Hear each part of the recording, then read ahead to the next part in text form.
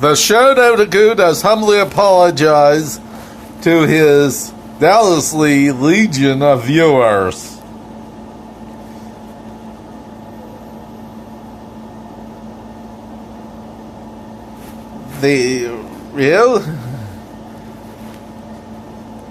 Nodoka came on the scene, and Ryoga was even more fuzzled at seeing Ronko and Nodoka together.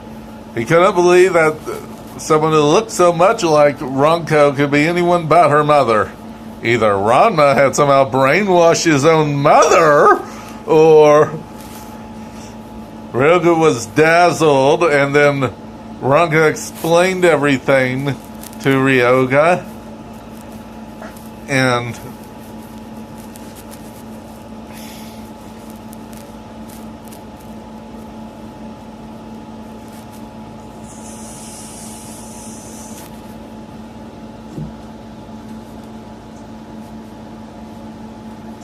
he figured that she would know her own child's sex.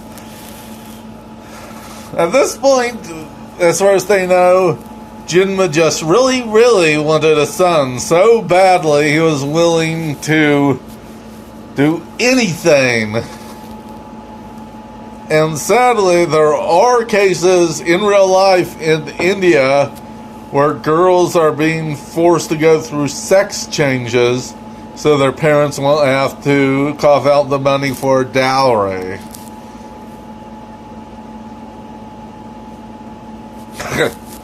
But anyway,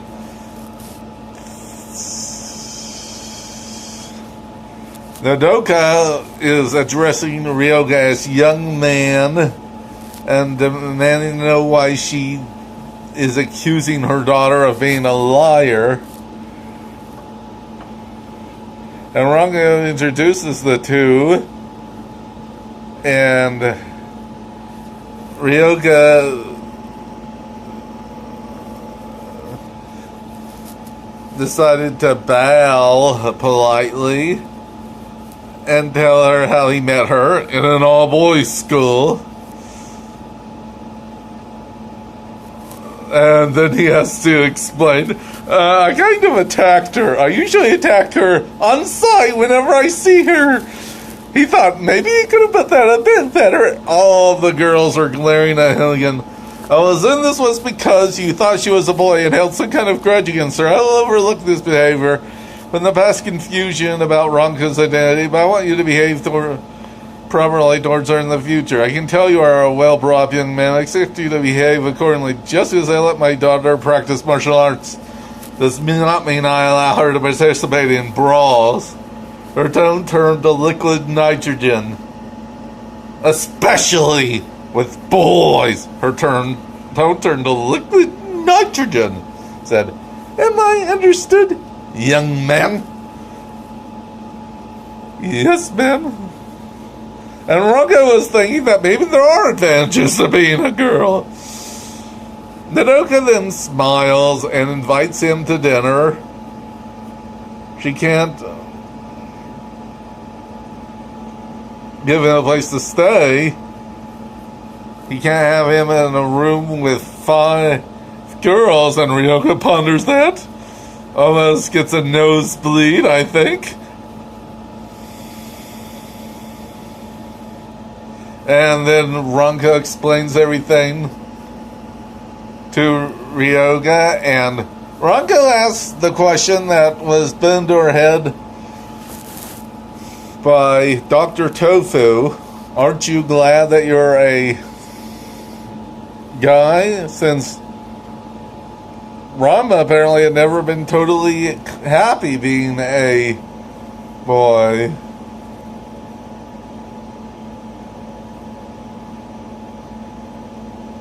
Well, then over dinner, things are more or less polite.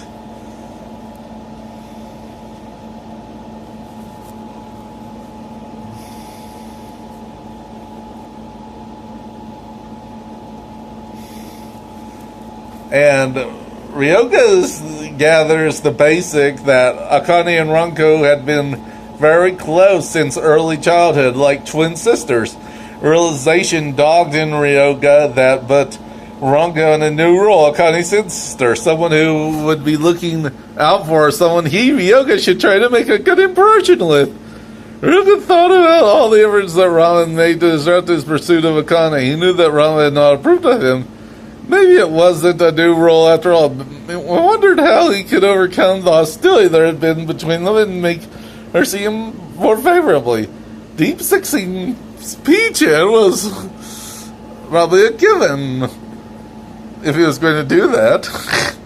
Ranko in this fic is portrayed as deeply disapproving of P-chan. But eventually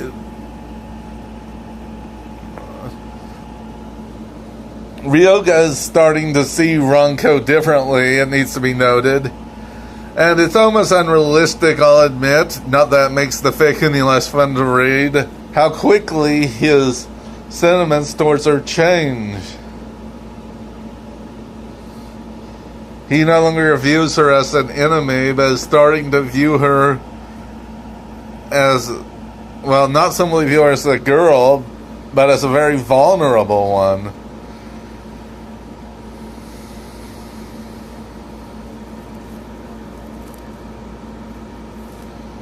You can see how vulnerable she was, feeling betrayed by her father. Nodoka, eventually, she doesn't get accusatory, but does want to know how he had a feud with Ranma.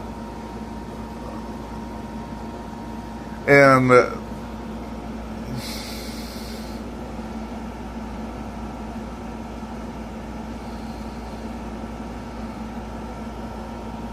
well, there's the only thing that he's able to mention was that they fought over bread in junior high, and Nodoka thinks that's a pretty silly reason to try attacking each other on sight. Well, he can't mention P-chan or Jusinkyo in front of Akane or her friends, not if he liked breathing. Then it went on that Ranma had teased him and bounced off his head, etc. Nodoka scolds Ranko for doing that kind of thing, saying it isn't nice. And Ranko said that she never meant any harm. And then they found out at table that Cologne's temporarily locked Ranko's curse.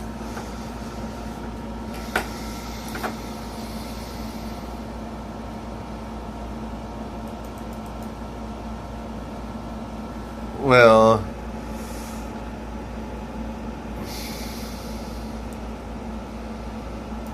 he then is amazed finding out that she's been working in the kitchen and is going, what's next? Her having a boyfriend? Irony of irony is coming. Well, he goes outside and is trying to deal with how so much of his worldview has collapsed. Then he's looking at the waves coming in. They're so beautiful, especially the one that's crashing into.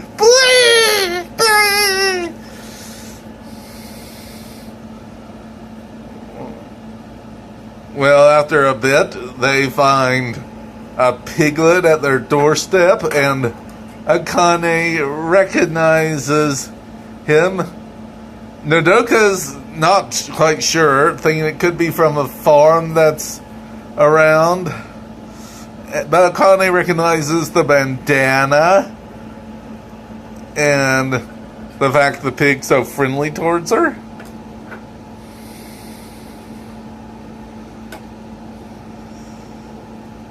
And Akane wants to take him to her bed.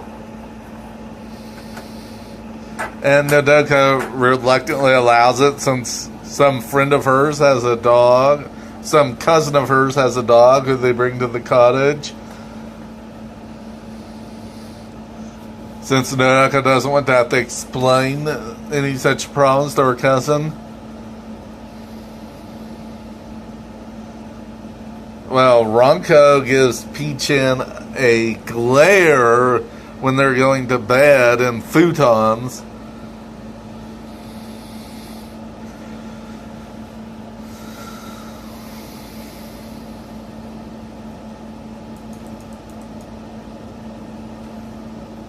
Well, he thinks how petty it is. Her symbol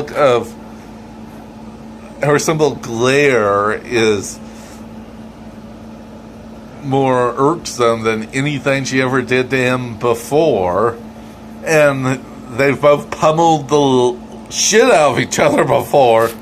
Well, then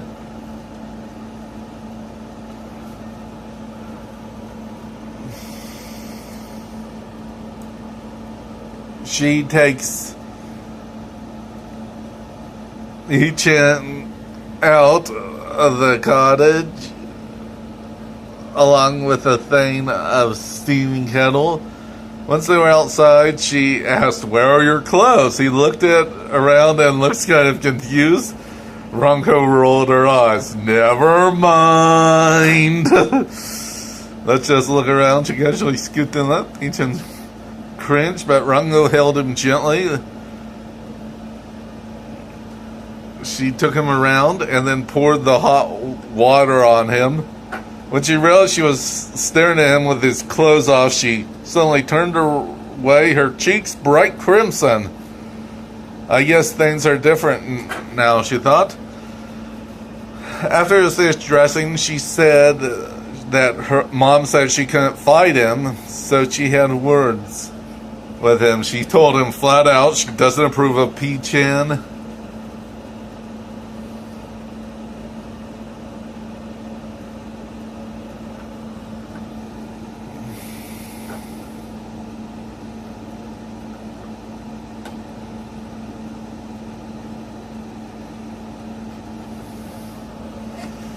But Ronco knows that she's definitely not going to marry Akane.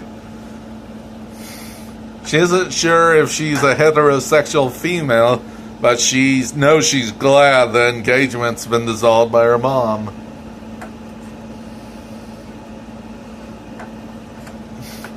Ryoga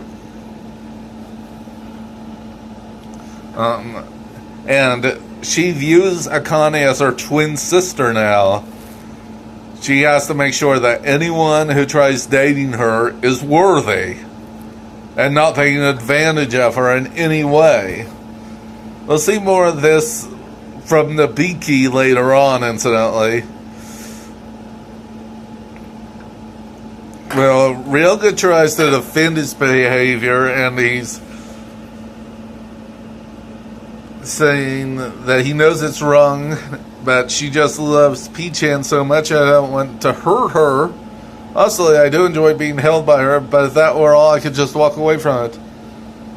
Honestly, this is such a mess, and I don't know how to get out of it. I should tell her, but if I do, she'll hate me, and she looked at him and said flat out, "Ryoga, Akane is going to marry a man, not a pig. If you want to be that man, you'll have to start showing her less pig and more man. Do you understand? You are not stupid, and I'm sure you can find a way out of this if you are motivated." And she invited him to come back for breakfast.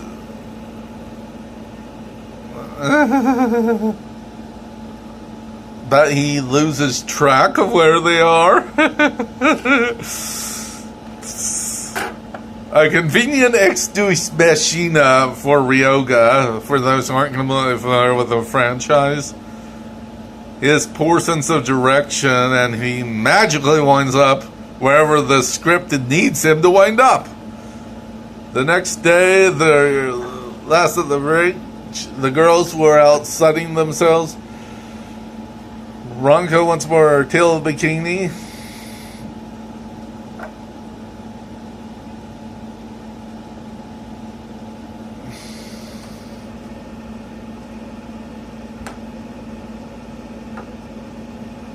And some boys asked her if she'd like to be shown around town.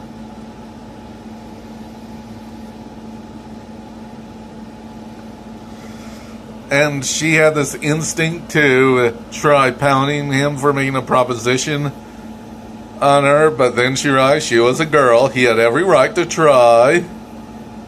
We wrote pale when she realized that she was going to have to figure out how she felt about. She couldn't even complete the thought. It would have been easier if the subject had come up as an image of the boy standing in front of her.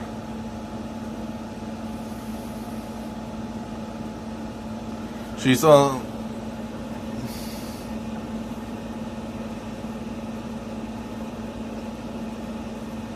Well, she's really seized by indecision and not sure what she feels.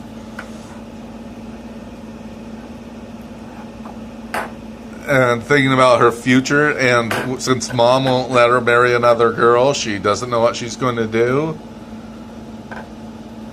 And she then says, finally, "That's very sweet of you, but I came over here with my friends," and she thought furiously, "I already have a boyfriend back in Tokyo." She heard rather than saw the impacts of several bodies in the vicinity fell over. I looked disappointed, but seemed to relax as well. He smiled, and she found herself smiling back. "I'm sorry to hear that, Ms. Satomi Ranko."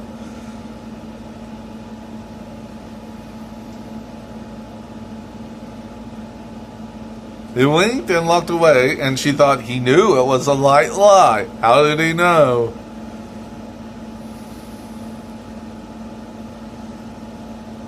Well, that night they had a campfire and are toasting marshmallows. None of them had ever done it before, but then watching other American movies, and after a few misadventures, they got the hang of it. Fortunately, the grocery store in Downa had marshmallows. Apparently, they weren't the only Japanese in town who watched American movies. Ranko was staring into the flames and watched them flicker. Old visionary cliche.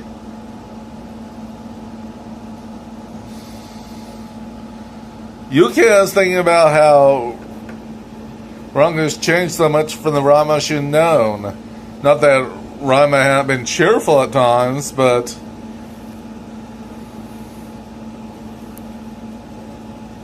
Yukio smiled a bittersweet smile. Rama had finally found happiness, but wasn't Rama anymore.